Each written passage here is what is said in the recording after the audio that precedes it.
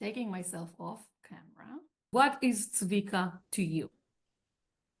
Tzvika to me is an absolute inspiration. He's a visionary. He is a man who brings heart and soul to the mission of an organization. And to me, he has been an absolute inspiration. Well, Tzvika, there's no one like him, I don't think, in education in Israel. He's unique in many respects. His standards of morality and decency are unmatched. His vision of the future of Israel and the children in it is unmatched. And not only does he have visions, but he applies all of his efforts and time to getting this thing done. He really is an inspiration. I wish him the very, very best future life, and he should continue the work without getting paid for it. How's that? I guess my mistake was going last, because Janet and Edith have said it all. Tzvika, to me, first of all, I see him as he made this. He gave birth to SciTech, to ORT. Without him, I don't believe we would have an organization. He's devoted his life building it, to creating a bigger and bigger organization, and to accomplish a big mitzvah, because he's educating children, which education to the Jewish people is what keeps us going. So I attribute part of what he's done to keep the Jewish people alive. Kol hakavod. If there's an anecdote related to Tzvi that you wanna share. Yes, there is a situation that happened just on our last visit, because I was critical of one of the things, one of the methods that was being used in the schools. There's no point in going into the particulars, but no one else on the board agreed with me. And it was a criticism of a way of doing business, And Tzvika quickly said, "She's right, I'm going to do it." How about that? This is the way Tzvika was. When he felt something was right, even though he didn't necessarily agree with it initially, he's onto it and achieves it. And that was a startling experience, but he was great.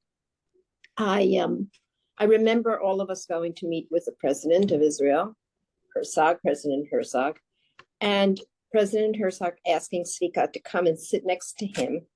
And they engaged in a dialogue as if they had been brothers, as if they had been forever tied at the hip. And it impressed me so much that an educator and a president of a country would be so compatible and so in tune with one another. And it solidified for me the respect that the country has for Tzvika in terms of what he's done, as Mark has said, to educate the Jewish people. I love the way Tzvika says hello to me. I get a big hug, and it's like, I know him forever. He's a sweet man, and I love him. And the last question is, what do you wish him? I wish him that he doesn't retire completely from what he's doing. He needs to, not only do we all wish him all the best, but I think we all hope that he will continue to affect our lives and affect the lives of the children in Israel. His vision is unbeatable, unmatchable, and his commitment is truly something to admire and to continue. I wish him, of course, good health, as we all do, but I wish him the opportunity that he'll have now to spend more time with his wife, with his children, with his grandchildren, because I'm sure that there were many occasions that he had to miss, could not participate in, and so forth, because of his devotion to the job. So I hope he'll make up for some of that in the years to come and enjoy his family, all of you, in good health. Of course, the first thing I wish him is good health. And he should live till 120 years in good health. Also, I don't want him to cut ties to ORT. Like Edith said, we need his vision. and his vision is what created Ort. And I hope he stays involved and has time to rest and play with his grandchildren, because he knows that grandchildren are the dividends for what you've done your whole life. And I hope you have a lot of nachas from the family and from you and from life in general and from us. My hope is that he'll pick up the telephone when we need him from time to time. That would be a great thing to look forward to.